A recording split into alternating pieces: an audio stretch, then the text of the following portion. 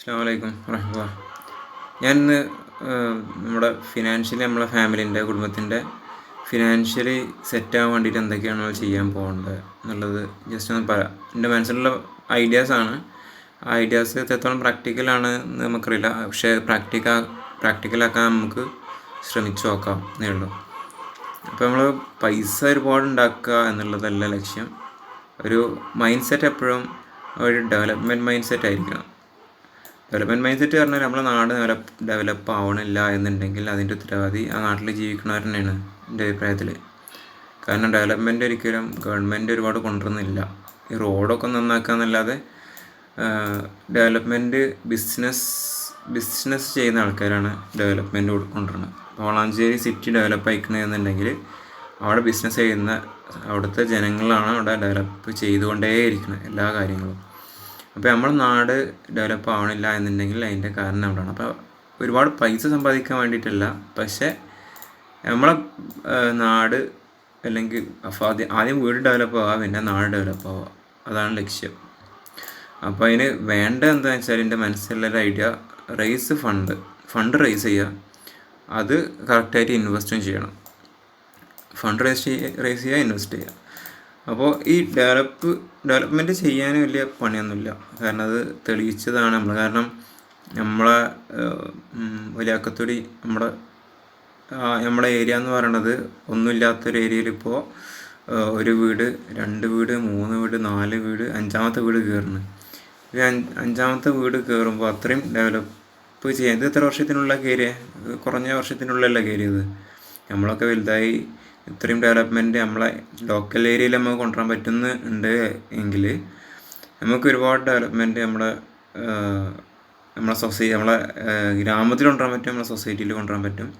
അതിന് ഡെവലപ്മെൻറ്റ് മെൻറ്റാലിറ്റിയിൽ നമ്മൾ ചിന്തിക്കണം എന്ന് മാത്രമേ ഉള്ളൂ. അപ്പോൾ എന്താ പ്ലാൻ വെച്ചാൽ പൈസ റേസ് ചെയ്യുക, ഇൻവെസ്റ്റ് എവിടെ ചെയ്യണം? നമ്മുടെ നാട്ടിൽ തന്നെ പല കാര്യങ്ങളിലും വളരെ വാല്യൂ ജനറേറ്റ് ചെയ്യണ അല്ലെങ്കിൽ യൂസ്ഫുൾ ആയിട്ടുള്ള കാര്യങ്ങളിൽ ഇൻവെസ്റ്റ് ചെയ്യുക.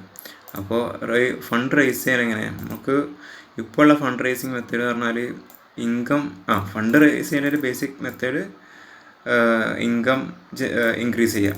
നമ്മൾ വരുമാനം കൂട്ടുക, എക്സ്പെൻസ് കുറക്കുക. അങ്ങനെ കുറക്കുമ്പോൾ മണി സേവ് ആവും. അങ്ങനെ സേവ് ആയ മണി എന്ത് ചെയ്യണം? Invest the saved money directly in asset that generate money. ആ സേവ് ചെയ്ത മണി അസറ്റിൽ ഇൻവെസ്റ്റ് ചെയ്യണം. അത് ഇൻവെസ്റ്റ് ചെയ്ത അസറ്റ് വെറുതെ ഒരു അസറ്റല്ല.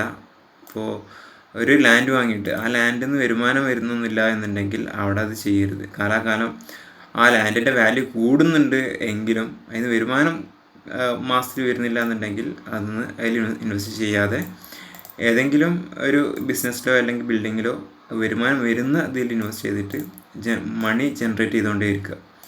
അസറ്റിൽ നിന്ന് മണി ജനറേറ്റ് ചെയ്യും. അപ്പോൾ ഈ 4ാമത്തെ സ്റ്റെപ്പിൽ ജനറേറ്റ് ചെയ്ത മണി നമ്മൾ പിന്നെയും ഇൻകത്തിലേക്ക് വരും. അപ്പോൾ ഇതാണ് നമ്മളെ പ്ലാന്. ഇനി ഇങ്ങനെ സേവ് ചെയ്ത മണി ഇവിടെ 4ാമത്തേൽ ഒരുപാട് മണി സേവ് ചെയ്തിട്ടുണ്ട്, ഇൻകത്തിലേക്ക് വന്നു. അത് നമ്മൾ പല ബിസിനസ്സുകളിലും ഇൻവെസ്റ്റ് ചെയ്തുകൊണ്ടേയിരിക്കണം. ബിസിനസ് എങ്ങനത്തെ ബിസിനസ് ആയിരിക്കണം? മണി ഉണ്ടാക്കിക്കൊണ്ടിരിക്കണം, മാസത്തിൽ പൈസ ഉണ്ടാക്കിക്കൊണ്ടേയിരിക്കുന്ന ബിസിനസ്സിലേക്ക് നമ്മൾ ഇൻവെസ്റ്റ് ചെയ്തുകൊണ്ടിരിക്കണം. അപ്പോൾ 2 രീതിയിലുണ്ട്. നമുക്ക് മാസത്തിൽ പൈസ കിട്ടുന്ന ബിസിനസ്സുകളുണ്ട്, അസറ്റുകളുണ്ട്, പൈസ കിട്ടാത്ത അസറ്റുകളുണ്ട്. ഇപ്പോൾ വെറുതെ ഒരു സ്ഥലം വാങ്ങിയിട്ടാൽ അത് അസറ്റ് പൈസ മാസത്തിൽ വരുമാനം വരാത്തൊരു അസറ്റായിട്ട് മാറും. നേരെ മറിച്ച് വേറെ പല രീതിയിൽ നമ്മൾ ചിന്തിച്ച് നോക്കിയാൽ കുറേ വരുമാനം വരുന്ന അസറ്റുകളും നമുക്ക് കാണാൻ കഴിയും. അതിൽ ഇൻവെസ്റ്റ് ചെയ്താൽ മാസത്തിൽ ഇൻകം വരും, അത് പിന്നെയും റീഇൻവെസ്റ്റ് ചെയ്യുക. അതാണ് ഐഡിയ. അപ്പോൾ ഇതിൽ ഡീറ്റെയിൽ ആയിട്ട് നോക്കുകയാണെന്നുണ്ടെങ്കിൽ നമുക്ക് പ്രാക്ടിക്കലായിട്ട് ചിന്തിക്കണം. അപ്പോൾ ഇതിൻ്റെ ഓവർവ്യൂ മാത്രം നോക്കിയിട്ട് കാര്യമില്ല. അപ്പോൾ ഇൻക്രീസ് ഇൻകം എന്നുള്ളതിൽ നമുക്ക് ഇൻകം എന്ന് പറഞ്ഞു വരുന്നത് ഇൻഡിവിജ്വൽ കോൺട്രിബ്യൂഷൻസ് ആണ് വരുന്നത്. പിന്നെ ഇൻകം ഫ്രം ലാൻഡുമാണ് വരുന്നത്. ശരിക്കും പറഞ്ഞാൽ ഇൻഡിവിജ്വൽ കോൺട്രിബ്യൂഷൻ എന്ന് പറഞ്ഞാൽ നമ്മുടെ ഫാമിലി മെമ്പേഴ്സിൻ്റെ സാലറി ആയിട്ട് വരും. എല്ലാവരുടെയും സാലറി അവരത്ര ഇൻകം ജനറേറ്റ് ചെയ്യുന്നുണ്ട്, അവരെ എക്സ്പെൻസ് എക്സ്പെൻസ് എല്ലാം കഴിഞ്ഞിട്ട് ബാക്കി വരുന്ന എന്തെങ്കിലും സേവിങ്സ് ഉണ്ടെന്നുണ്ടെങ്കിൽ അതിനെന്തെങ്കിലും കോൺട്രിബ്യൂട്ട് ചെയ്യുക അതിലേക്ക്. പിന്നെ ഇൻകം ഫ്രം ലാൻഡാണ്. ഇപ്പോൾ നമുക്ക് ലാൻഡ് ഉണ്ട്, പാഡി ഫീൽഡ് ഉണ്ട്, റബ്ബർ ഫീൽഡ് ഉണ്ട്. പാഡി ഫീൽഡിൽ നിന്ന് നമുക്ക് അതിൽ കൃഷി ചെയ്താൽ ചെറിയൊരു ഇൻകം വരും. ഏതൊരു ചെറിയ ഇൻകത്തിനെയും നമുക്ക് നിസ്സാരമായിട്ട് കാണാൻ പാടില്ല. അതെല്ലാം അക്യുമുലേറ്റ് ചെയ്തിട്ടാണ്, ഒരുമിച്ച് കൂടിയിട്ടാണ് വലിയൊരു ഇൻകമായിട്ട് അത് മാറുന്നത്. എല്ലാ സേവിങ്സും കൂടി ഒരുമിച്ച് കൂടുമ്പോഴാണ് ഇൻകമായിട്ട് മാറുന്നത്. അങ്ങനെ സേവിങ്സ് ഉണ്ടായാലേ നമുക്ക് ഇൻവെസ്റ്റ് ചെയ്യാൻ കഴിയുകയുള്ളൂ. അപ്പോൾ പാഡി ഫീൽഡിൽ നിന്ന് നമുക്ക് അതിൽ കൃഷി ചെയ്താൽ ഇൻകം വരും ഉറപ്പായിട്ടും. അതേപോലെ തന്നെ റബ്ബർ ഫീൽഡിൽ നിന്ന് ഒരു ഇൻകം അത് വെട്ടുകയാണെന്നുണ്ടെങ്കിൽ വരും. ഈ 2 ഇൻകം നമുക്ക് വരും. അപ്പോൾ income from land already potential ഉണ്ട്. ഇതിൻ്റെ രണ്ടിനും പൊട്ടൻഷ്യൽ ഉണ്ട്. ഇൻഡിവിജ്വൽ കോൺട്രിബ്യൂഷൻ നമ്മൾ തെളിയിച്ചതാണ്. മ്യൂച്വൽ ഫണ്ട് ഇഷ്ടംപോലെ വന്നു. ഇപ്പോൾ 7 ലക്ഷത്തോളം അല്ലെങ്കിൽ 6 ലക്ഷത്തോളം നമുക്ക് കളക്ട് ചെയ്തു. അത് കണ്ടിന്യൂ ചെയ്താൽ മ്യൂച്വൽ ഫണ്ടായിട്ട് വരും. പിന്നെ ഇൻവെസ്റ്റ്മെൻറ്റ് ഫണ്ട് നമുക്ക് തുടങ്ങണമെന്നുണ്ടെങ്കിൽ അതിൽ നിന്നുള്ള കോൺട്രിബ്യൂഷൻസ് ഉണ്ടാവും. അപ്പോൾ ഓരോരുത്തർക്കും അവരുടെ ക്യാപ്പബിലിറ്റി എന്താണെന്ന് വെച്ചാൽ അതിനനുസരിച്ചിട്ട് അതിൽ നിന്നൊരു കോൺട്രിബ്യൂഷൻ വരിക എന്നുള്ളതാണ്. ഇപ്പോൾ കാക്കാൻ്റെ കേസിലാണെങ്കിൽ സാലറി ഉണ്ടാവും, കുഞ്ഞാക്കാൻ്റെ കേസിലാണെങ്കിൽ സാലറിയും പാസീവ് ഇൻകം എന്തെങ്കിലും ഉണ്ടെങ്കിൽ അതുണ്ടാവും. സിമിർ കാക്കാൻ്റെ കേസിലാണെങ്കിൽ ടൂർ ആൻഡ് ട്രാവൽസ് ബിസിനസ് ഉണ്ടാവും. ഷെരീഫ് കാക്കാൻ്റെ കേസിലാണെന്നുണ്ടെങ്കിൽ കോൺട്രാക്റ്റിംഗ് ഉണ്ടാവും, അതിനുള്ള എന്തെങ്കിലും സേവിങ്സ് ഉണ്ടെങ്കിൽ അതുണ്ടാവും. എൻ്റെ അടുത്താണെങ്കിൽ സാലറി ഉണ്ടാവും, യൂട്യൂബിൽ നിന്ന് പൈസ കിട്ടി തുടങ്ങിയാൽ അതിൽ നിന്നുള്ള ഒരു വരുമാനം ഉണ്ടാവും. പിന്നെ വേറെ എന്തെങ്കിലും പാസീവ് ഇൻകം ഉണ്ടെന്നുണ്ടെങ്കിൽ അതിൽ നിന്നുള്ള വരുമാനം ഉണ്ടാവും. മാവിൻ്റെ അടുത്ത് സാലറി ഉണ്ടാവും. അപ്പോൾ ഇതിൽ നിന്നെല്ലാം നമ്മൾ ഒരേ ലക്ഷ്യത്തിന് വേണ്ടിയിട്ട് നമ്മൾ പ്രവർത്തിച്ചാൽ നമുക്ക് കറക്റ്റായിട്ട് ആ ഒരു ഗോളിലെത്താൻ കഴിയും എന്നുള്ളതാണ്. ഇപ്പോൾ ഇൻഡിവിജ്വൽ കോൺട്രിബ്യൂഷനാണ് ഒന്ന്. പിന്നെ ഇൻകം ഫ്രം ലാൻഡ്, അത് 2 എക്സ്പ്ലെയിൻ ചെയ്തല്ലോ. ഇതാണ് നമ്മളെ ഇൻക്രീസ് ഇൻകം എന്ന് പറഞ്ഞത്. അപ്പോൾ ഓരോരുത്തരും ആ കോൺട്രിബ്യൂഷൻ കപ്പാസിറ്റി, മണി മേക്കിംഗ് അല്ലെങ്കിൽ കൂടുതൽ പൈസ ഉണ്ടാക്കാനുള്ള കാര്യങ്ങൾ ചെയ്തുകൊണ്ടിരിക്കുക. അതിനുള്ള എന്തൊക്കെ ചെയ്യേണ്ടതെന്ന് നമ്മൾ പിന്നെ ചെയ്യേണ്ടി വരും. കാരണം ഇത് ഡീറ്റെയിൽ ആയിട്ട് ചർച്ച ചെയ്യണമെന്നുണ്ടെങ്കിൽ ഇതെങ്ങനെ എസ്റ്റാബ്ലിഷ് ചെയ്യും, എങ്ങനെ ഇതൊക്കെ നടത്തുന്നൊരു ചോദ്യമുണ്ട്. അപ്പോൾ പാസീവ് ഇൻകം ഏതൊക്കെയാണെന്നുള്ള ചിന്തിക്കണം, അങ്ങനെ കുറേ കാര്യങ്ങളുണ്ട്. അത് ഓരോരുത്തരും ഒരു കപ്പാസിറ്റി അനുസരിച്ച് ചിന്തിച്ചാൽ മതി. പക്ഷേ മൈൻഡ് സെറ്റ് എന്താണ്, നമ്മളെ ഇൻകം ഇൻക്രീസ് ചെയ്യുക ഏതെങ്കിലും രീതിയിൽ, എക്സ്പെൻസ് റെഡ്യൂസും ചെയ്യണം, എന്നാലേ സേവിങ്സ് വരുള്ളൂ. അപ്പോൾ നമ്മൾ ഇത് എഫക്റ്റീവ് ആയതിൻ്റെ ഒരു പ്രൂഫ്, അതിൻ്റെ ഒരു തെളിവാണ് നമ്മളെ മ്യൂച്വൽ ഫണ്ട് എന്ന് പറയുന്നത്. മ്യൂച്വൽ ഫണ്ട് അവിടെ സെറ്റപ്പ് ചെയ്തിട്ടില്ല എന്നുണ്ടെങ്കിൽ നമ്മൾ ഈ 6 ലക്ഷം കളക്ട് ചെയ്തതിൽ ഒരു പൈസ പോലും കളക്ട് ചെയ്യില്ല. ഉള്ള പൈസ മുഴുവൻ നമ്മൾ ചിലവാക്കി കളയേണ്ട പൈസയാണ്, ഏതെങ്കിലും രീതിയിൽ ചിലവാക്കി കളയേണ്ട പൈസയാണത്. അപ്പോൾ അങ്ങനെ ഒരു ഫണ്ട് അവിടെ വരാൻ കാരണം ഈ ഒരു മെത്തേഡ് ഇംപ്ലിമെൻറ്റ് ചെയ്തുകൊണ്ടാണ്. പക്ഷേ ഇതിൽ നമുക്ക് കുറേ കാര്യങ്ങൾ ചെയ്യാൻ പറ്റും. എവിടെയൊക്കെയാണ് നമുക്ക് എക്സ്പെൻസ് റെഡ്യൂസ് ചെയ്യാൻ പറ്റുക എന്നുള്ളതും കൂടി നമുക്ക് നോക്കാൻ പറ്റും. ഇപ്പോൾ എക്സാമ്പിൾ എടുത്ത് നോക്കിയാൽ നമ്മൾ ഇത്രയും കാലം നമ്മൾ ജീവിച്ച ഫുള്ള് ഭയങ്കര മെഡിക്കൽ എക്സ്പെൻസ്, അനാവശ്യമായിട്ടുള്ള മെഡിക്കൽ എക്സ്പെൻസ് നമുക്കുണ്ടായിരുന്നു ഇത്രയും കാലം. അപ്പോൾ ഇപ്പോൾ കുറച്ച് കാലമായിട്ടാണ് നമ്മൾ അക്യുപഞ്ചറൊക്കെ വന്നപ്പോൾ മുഴുവൻ മെഡിക്കൽ എക്സ്പെൻസും ഇല്ലാതായത്. ഒരു വലിയൊരു എക്സ്പെൻസ് ആയിരുന്നത്. ഇത് പൈസ മുഴുവൻ അവിടെ കൊണ്ടുപോയി കൊടുക്കുമായിരുന്നു, ഒരു കാര്യമില്ല. അതിന് നമുക്ക് നല്ലൊരു ക്യൂറ് കിട്ടുന്നില്ല, റിലീഫ് മാത്രമേ കിട്ടണുള്ളൂ, അതിന് ക്യൂറ് കിട്ടണില്ല. അപ്പോൾ ഇത് നമ്മൾ ഫുള്ളായിട്ട് കട്ട് ചെയ്തു. ഇപ്പോൾ ഓരോ ഫാമിലീസും കട്ട്, ഇപ്പോൾ തറവാട്ടിലൊന്നും ഇത് തീരെയില്ല, ഒട്ടുമില്ല. ഇങ്ങനെ എല്ലാവരും ഇങ്ങനെയാണെന്നുണ്ടെങ്കിൽ അവർക്കൊരു ഹെൽത്ത് ഫ്രീഡം കിട്ടും, ആരോഗ്യത്തിൻ്റെ കാര്യത്തിൽ പേടിക്കും വേണ്ട, ആ പൈസ ഫുള്ള് ലാഭമാവുകയും ചെയ്യും, അത് ഫുള്ള് സേവ് ആവുകയും ചെയ്യും. അപ്പോൾ നമ്മളിപ്പോൾ ഡെലിവറിക്ക് വേണ്ടിയിട്ട് മാത്രമാണ് ചിലവർ ഹോസ്പിറ്റലിൽ പോകണം. അപ്പോൾ ആ ഒരു ചിലവ് മാത്രമേ ഉള്ളൂ. അപ്പോൾ അതിനെപ്പറ്റി നമുക്ക് പിന്നെ സംസാരിക്കാം കൂടുതലായിട്ട്. പക്ഷേ മെഡിക്കൽ എക്സ്പെൻസ് വളരെ കുറഞ്ഞിട്ടുണ്ട്. ഫ്യൂവല് എങ്ങനെ കുറക്കാം നമുക്കറിയില്ല. ഫ്യൂവലിൽ വലിയൊരു എമൗണ്ടാണ്. ഫുഡ് പിന്നെ ഒന്നും പറയാനില്ല, ഫുഡ് നമുക്ക് എന്തായാലും വേണം. ടാക്സ് എങ്ങനെയെങ്കിലും കുറക്കാൻ പറ്റുമോ നോക്കണം. എൻ്റെ സാലറിയിൽ തന്നെ വലിയൊരു എമൗണ്ട് ടാക്സ് ഞാൻ അടക്കുന്നുണ്ട്. അതേപോലെ എല്ലാവരും ടാക്സ് ഒരുപാട് അടക്കുന്നുണ്ട്. പക്ഷേ എങ്ങനെയാണെന്നുള്ളത് ആക്ഷൻ പ്ലാൻ ഇല്ല. പക്ഷേ നമ്മളൊരു എക്സ്പെൻസ് ആണത്. ക്ലോത്ത്സ്, നമ്മളെ ഡ്രസ്സും കാര്യങ്ങളൊക്കെ ഒരു എക്സ്പെൻസാണ്. മാരേജ് ഫങ്ഷൻസ് എപ്പോഴും മിനിമലാക്കിയാൽ ഒരുപാട് പ്രശ്നങ്ങൾ നമുക്ക് സോൾവ് ചെയ്യാൻ പറ്റും. വെറുതെ ആഡംബരത്തിനാണ് നമ്മൾ ചിലവാക്കുന്നത് മുഴുവൻ. അപ്പോൾ അത് ആഡംബരത്തിന് ചിലവാക്കാതെ അല്ലെങ്കിൽ സോഷ്യൽ സർവീസോ അല്ലെങ്കിൽ ബിസിനസ് ഡെവലപ്പ് ചെയ്യാനോ ചിലവാക്കിയാൽ അതൊരു സർവീസ് തന്നെയാണ്. എല്ലാ ബിസിനസ്സും ഒരു ചാരിറ്റിയാണ് ശരിക്കും പറഞ്ഞാൽ, ചാരിറ്റിയും സർവീസുമാണ്. പിന്നെ എഡ്യൂക്കേഷനെ പറ്റി പറയുകയാണെന്നുണ്ടെങ്കിൽ എഡ്യൂക്കേഷന് ഒരുപാട് പൈസ ചിലവാക്കേണ്ട കാര്യമില്ല എന്നാണ് എൻ്റെ ഒരു അഭിപ്രായം. പഠിച്ച് പോകണമെങ്കിൽ തന്നെ നമുക്ക് പഠിച്ചു കഴിഞ്ഞാൽ നല്ല സീറ്റുകൾ കിട്ടും.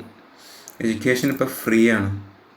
എഡ്യൂക്കേഷൻ ഇൻഫർമേഷൻ ഫീൽഡാണ്, എല്ലായിടത്തും ഉണ്ട് ഇൻഫർമേഷൻ. പക്ഷെ അത് തിരഞ്ഞെടുക്കാനുള്ള പഠിച്ചാൽ മതി. അപ്പോൾ നമുക്ക് ഡിസിപ്ലിനാണ് വേണ്ടത്. ഇപ്പോൾ ഇന്നത്തെ കാലത്ത് ഡിസിപ്ലിനാണ് ഇല്ലാതായിക്കൊണ്ടിരിക്കുന്നത്. ഇൻഫർമേഷൻ ഒരുപാട് കൂടുതലുണ്ട്. ഡിസിപ്ലിൻ ഉണ്ടെങ്കിൽ ആ കറക്റ്റ് നോളജ് നമുക്ക് കിട്ടും. അപ്പോൾ ഡിസ്ട്രാക്ഷൻസ് കുറക്കുക. അതായത് വെറുതെ നോളജിൽ അലഞ്ഞു തിരിഞ്ഞ് നടക്കാതെ ഒരു ഗോൾ സെറ്റ് ചെയ്യുക, ഫോക്കസ് ചെയ്യുക, പഠിക്കുക, ജോലി നേടുക, അതിന് വെച്ചിട്ട് സ്കോളർഷിപ്പ് വാങ്ങി അങ്ങനെ പോവുക. നമ്മുടെ സ്റ്റുഡൻസിൻ്റെ കാര്യമാണ് പറയുന്നത്, കുട്ടികളുടെ കാര്യമാണ് പറയുന്നത്. അപ്പോൾ അതിൽ ഒരുപാട് പൈസ സ്പെൻഡ് ചെയ്യേണ്ടി വരരുത് നമ്മൾ. അതൊരു ഫാമിലി എഫക്റ്റീവ്നെസ്സിൻ്റെ ഒരു അടയാളം തന്നെയാണ്. അതിൽ ഒരു സ്വയം പര്യാപ്തത കുട്ടികൾക്കൊക്കെ വരിക, മോട്ടിവേഷൻ വരിക, ഒരു ഗോൾ വരിക, കുടുംബത്തിൻ്റെ പൊതു ലക്ഷ്യങ്ങൾക്ക് വേണ്ടിയിട്ട് വർക്ക് ചെയ്യാനുള്ളൊരു ത്വര ഉണ്ടാവുക, അതെല്ലാം ഇതിൽ വരേണ്ടതാണ്. അപ്പോൾ എഡ്യൂക്കേഷൻ ശരിക്കും പറഞ്ഞാൽ ഫ്രീ ആണ്. അവിടെ നമുക്ക് പൈസ ചിലവില്ല. പിന്നെ വേറെ പ്രശ്നങ്ങളാണ് ഉണ്ടാവുക. അപ്പോൾ നമ്മളെ ഫാമിലിൻ്റെ ഉള്ളിലത്തെ കണക്ഷൻസ് സ്ട്രോങ് ആയാൽ ഫാമിലിൻ്റെ പുറത്തേക്കുള്ള അനാവശ്യമായിട്ടുള്ള കേടുവരുന്ന രീതിയിലുള്ള കണക്ഷൻസ് ഒന്നും ഉണ്ടാവില്ല. അപ്പോൾ ഫാമിലിൻ്റെ ഉള്ളിൽ എപ്പോഴും ഹാപ്പി ആയിരിക്കണം, സന്തോഷമാണ്, കണക്ഷൻസ് ഉണ്ടാവണം. ആ കാര്യങ്ങളൊക്കെ ഉണ്ടായാൽ പുറത്തേക്ക് വല്ലാതെ നമ്മൾ വഴിതെറ്റി പോകില്ല എന്നുള്ളതാണ്. സ്റ്റുഡൻസിൻ്റെ കാര്യമാണ് പറയുന്നത്, എഡ്യൂക്കേഷനുമായിട്ട് ബന്ധപ്പെട്ട കാര്യമായതുകൊണ്ടാണ് ഇതിനുള്ളിൽ പറയണത്. അപ്പോൾ ഇത്രയും കാര്യങ്ങളിൽ നമുക്ക് എക്സ്പെൻസ് കുറക്കാൻ പറ്റുന്നേ ഉള്ളൂ. ഇത് ഞാൻ പറയണത് ഇതിനെപ്പറ്റി ചിന്തിക്കാനാണ്. എന്തിനാണ്? പൈസ സേവ് ചെയ്യാൻ വേണ്ടിയിട്ടാണ്. പൈസ എന്തിനാണ് സേവ് ചെയ്യണത്? പൈസ സേവ് ചെയ്യണത് ഒരുപാട് പൈസ കുന്നുകൂടി ഇത്ര സമ്പത്തുണ്ടെന്ന് കാണിക്കാനല്ല. വെറുതെ പൈസ ഉണ്ടായിട്ട് അല്ലെങ്കിൽ കുന്നുകൂടിയിട്ട് ഒരു കൂടിയിട്ട് ഒരു കാര്യമില്ല. സേവ് ചെയ്ത മണി ഉടനെ നമ്മൾ ഇൻവെസ്റ്റ് ചെയ്യും, യൂസ്ഫുൾ ആയിട്ടുള്ള കാര്യങ്ങൾക്ക് ഇൻവെസ്റ്റ് ചെയ്യും. അപ്പോൾ ഈ സേവ് ചെയ്ത മണി ആസറ്റിൽ ഡയറക്റ്റായിട്ട് നമ്മൾ ഇൻവെസ്റ്റ് ചെയ്യും. അത് സ്റ്റോർ ചെയ്യില്ല, അക്കൗണ്ടിൽ ഇടില്ല, അതിൻ്റെ പരീക്ഷ ഉണ്ടാവില്ല, അങ്ങനെയൊന്നുമില്ല. സ്പോട്ടിൽ ഇൻവെസ്റ്റ് ചെയ്യും. ഇൻവെസ്റ്റ് ചെയ്തിട്ട് മന്ത്ലി അവിടുന്നൊരു ഇൻകം ജനറേറ്റ് ആവണം. ആ ഇൻകം ജനറേറ്റ് ആയത് ഈ ബിസിനസ്സിലേക്ക് തന്നെ റീഇൻവെസ്റ്റ് ചെയ്യും. നമ്മളാരും എടുക്കില്ല. അതിനെപ്പറ്റി ചിന്തിക്കുക കൂടുതൽ. പക്ഷേ അതൊരു ഇൻകമായിട്ട്, ഫാമിലി ഇൻകമായിട്ട് വരും. അങ്ങനെ മൊത്തത്തിൽ ഡെവലപ്മെൻ്റ് ആവും. ഇപ്പോൾ ഒരു ബിൽഡിംഗ് ഉണ്ടാക്കിയിട്ടാൽ അത് നാടിനെ സംബന്ധിച്ചിടത്തോളം ഒരു ഡെവലപ്മെൻറ്റാണ്. നമ്മളെ സംബന്ധിച്ചിടത്തോളം അതൊരു ഇൻകം ജനറേറ്റ് ആവുകയാണ്. കൂടുതൽ ഡെവലപ്മെൻറ്റ് കൊണ്ടുവരാൻ വേണ്ടിയിട്ടുള്ള ഇൻകം. നമുക്ക് ആർഭാടത്തിന് വേണ്ടിയിട്ടുള്ള ഇൻകമല്ല, കൂടുതൽ ഡെവലപ്പ് ചെയ്യാൻ വേണ്ടിയിട്ടുള്ള ഇൻകം.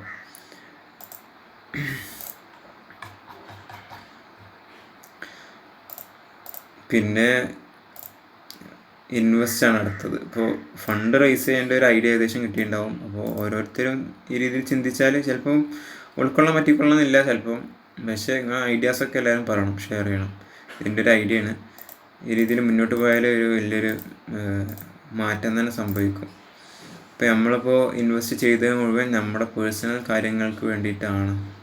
നമ്മുടെ സൊസൈറ്റിക്കോ അല്ലെങ്കിൽ മറ്റു കാര്യങ്ങൾക്കോ നമ്മൾ ഇൻവെസ്റ്റ് എല്ലാം ചെയ്യുന്നില്ല. ഇത്രയും വീടുകൾ ഇവിടെ കയറിയിരുന്നുണ്ടെങ്കിൽ ഇത്രയും ഡെവലപ്മെൻറ്റ് കപ്പാസിറ്റി, പ്രൊഡക്ഷൻ കപ്പാസിറ്റി നമുക്കുണ്ട്. ബിൽഡിംഗ് ആയാലും മറ്റേതായാലും ബിൽഡിങ്ങിൽ നമുക്ക് പ്രൊഡക്ഷൻ കപ്പാസിറ്റി ഉണ്ട്, പ്രൊഡ്യൂസ് ചെയ്യാനുള്ള എബിലിറ്റി ഉണ്ട്. അപ്പോൾ നമ്മൾ ഭാവിയിൽ ഫണ്ട് റേസ് ചെയ്യുമ്പോൾ അസറ്റ് ബിൽഡ് ചെയ്യുക, അസറ്റ് പൈസ ജനറേറ്റ് ചെയ്യണം. മന്ത്ലി ജനറേറ്റ് ചെയ്യുന്നില്ല എന്നുണ്ടെങ്കിൽ അതൊരു പ്രശ്നമായിട്ട് മാറും. കാരണം വീണ്ടും ഇൻവെസ്റ്റ് ചെയ്യാനോ അല്ലെങ്കിൽ ഇൻകം ജനറേറ്റ് ആവണില്ലല്ലോ. അപ്പോൾ അതിലൊരു മെത്തേഡാണ് നമ്മൾ ലാൻഡിൽ ഇൻവെസ്റ്റ് ചെയ്യുക, ബിൽഡിങ്ങിന് ഇൻവെസ്റ്റ് ചെയ്യാം, പിന്നെ ബിസിനസ്സുകളിൽ ഇൻവെസ്റ്റ് ചെയ്യാം. അപ്പോൾ ലാൻഡിൽ ഇൻവെസ്റ്റ് ചെയ്താൽ ഇപ്പോൾ ഒരു എക്സാമ്പിൾ നമ്മുടെ പാഡി ഫീൽഡ്, അതായത് നെൽവയൽ നമുക്കുണ്ട്. അതിൽ നിന്നൊരു ഇൻകം ജനറേറ്റ് ആവുന്നുണ്ട്. അതിൽ ഇതായാൽ കൃഷി ചെയ്താൽ ഇൻകം ജനറേറ്റ് ആവും. ആ ജനറേറ്റ് ചെയ്ത ഇൻകം വെച്ചിട്ട് ഈ ലാൻഡ് നമുക്ക് എക്സ്പാൻഡ് ചെയ്യാൻ പറ്റും. എക്സ്പാൻഡ് ചെയ്യുമ്പോൾ തന്നെ അതിനുള്ള ഇൻകം ഇൻക്രീസ് ആവുകയും ചെയ്യും. അങ്ങനെ ഇത് ഇൻക്രീസ് ആയിക്കൊണ്ടേയിരിക്കണം. ലാൻഡിൽ ഇൻവെസ്റ്റിങ് ഇൻക്രീസിങ് ആയിക്കൊണ്ടേയിരിക്കണം. ഏറ്റവും ഡിമാൻഡ് ഉള്ളത് ലാൻഡിലായിരിക്കും. അത് പാടം വാങ്ങാൻ കിട്ടിയാലും അതും നല്ലത് തന്നെ. എങ്ങനെ ആകുമ്പോൾ ഇന്ന് ഇൻകം ജനറേറ്റ് ആകുമ്പോൾ കൃഷി നടത്തിയാൽ ഇൻകം ജനറേറ്റ് ആകും. കൃഷി നടത്താൻ വലിയ പണിയില്ല. കാരണം നമ്മളെ പാടത്ത് മാത്രം കൃഷി നടത്താത്തുള്ളൂ, ബാക്കി എല്ലാ പാടത്തും കൃഷി നടത്തുന്നുണ്ട്. അപ്പോൾ അതിൻ്റെ കൂടെ കൂലി കൊടുത്താൽ മാത്രം മതി കൃഷി നടത്താൻ. അപ്പോൾ അതിൽ നിന്നൊരു ഇൻകം ജനറേറ്റ് ആവും. പിന്നെ ഇൻവെസ്റ്റ് ഇൻ ബിൽഡിംഗ് ആണ്. താണിപ്പിൻ്റെ ഉള്ളിൽ ബിൽഡിങ്ങിന് നല്ല സ്കോപ്പാണുള്ളത്. അതിൽ നിന്ന് ബിൽഡിങ്ങിന് ഇൻവെസ്റ്റ് ചെയ്താൽ ഒരുപാട് വലുതൊന്നും വേണ്ട. അപ്പോൾ ഒരു PG പേയിങ് ഗസ്റ്റ് രൂപത്തിൽ ഒരു ലിഫ്റ്റ് വെച്ചിട്ട് മേലേക്ക് ഒരുപാട് നിലകളെടുത്ത് സ്കെയിൽ ചെയ്യാൻ പറ്റുന്ന 2 നില മാത്രം തുടക്കത്തിൽ പ്ലാൻ ചെയ്തുകൊണ്ട് ആ 2 നില ഉണ്ടാക്കിയിട്ട് ആദ്യത്തെ നില കടകൾക്കും രണ്ടാമത്തെ നില റൂമുകൾക്കും വേണ്ടി കൊടുത്താൽ അതിന് റെൻറ്റ് വന്ന് തുടങ്ങിയാൽ അതും ഒരു ഇൻകമായിട്ട് വരും. അപ്പോൾ ഇങ്ങനത്തെ കാര്യങ്ങളിൽ ഇൻവെസ്റ്റ് ചെയ്തുകൊണ്ടേ ഇരിക്കുക. അപ്പോൾ ബേസിക്കലി നമ്മൾ സാക്രിഫൈസ് ഒന്നും ചെയ്യണ്ട. ഇവിടെ റെഡ്യൂസ് എക്സ്പെൻസ് എന്നുള്ളിടത്ത് നമ്മളൊന്ന് ശ്രദ്ധിച്ചാൽ മതി. അനാവശ്യമായിട്ടുള്ള ചിലവുകൾ, മെഡിക്കൽ എക്സ്പെൻസ് അനാവശ്യമായിരുന്നു, അന്നത്തെ ആവശ്യമാണ്, പക്ഷെ ഇന്നത്തെ അനാവശ്യമാണ്. രീതികളൊക്കെ മാറിപ്പോയി. എന്നിട്ട് ഇതിൽ ഓരോ ഫാമിലീസും ഇതൊരു കമ്മ്യൂണിറ്റി ആയിരിക്കണം. നമ്മളിപ്പോൾ കമ്മ്യൂണിറ്റിൻ്റെ ഉള്ളിലത്തെ ഓരോ ഫാമിലീസും ചിന്തിക്കണം ഏതൊക്കെ രീതിയിൽ ഇൻകം എക്സ്പെൻസ് കുറക്കാൻ പറ്റും. എക്സ്പെൻസ് കുറച്ചാൽ അവിടെ ഒരു സേവിങ്സ് വരും. സേവിങ്സ് വന്നാൽ നമുക്ക് ഇൻവെസ്റ്റ് ചെയ്യാം. എഡ്യൂക്കേഷൻ മെയിനാണ്. നല്ല പൈസ ചിലവാകുണ്ടാവും എല്ലാവർക്കും. അതിനെപ്പറ്റി ഒന്ന് ചിന്തിക്കുക എല്ലാവരും. മെഡിക്കൽ എക്സ്പെൻസ് അത് ഒഴിവായി ഫ്യൂവല് കാര്യങ്ങളൊക്കെ മാരേജ് ഫങ്ഷനൊക്കെ നമുക്ക് ചിന്തിക്കാവുന്നേ ഉള്ളൂ. അതിൽ വല്ലാത്ത കഥയൊന്നും ഇല്ലെന്ന് എനിക്ക് തോന്നുന്നത്, എൻ്റെ ഒരു അഭിപ്രായത്തിൽ. ഇത് കുറച്ചൊരു ബ്രെയിൻ സ്റ്റോമിങ് മാത്രമാണത്. ഇത് എൻ്റെ ഡിസിഷനോ അല്ലെങ്കിൽ അങ്ങനെയൊന്നുമല്ല. ജസ്റ്റ് നമ്മൾ ചിന്തിക്കുകയാണ് എന്തൊക്കെ ചെയ്യാൻ പറ്റുന്നുള്ളത്. പിന്നെ ഇൻകം ഇൻക്രീസ് ചെയ്യാനുള്ള ഓപ്ഷൻസ് നോക്കിക്കൊണ്ടേയിരിക്കുക, അതിന് വേണ്ടിയിട്ട് പ്രവർത്തിക്കുക.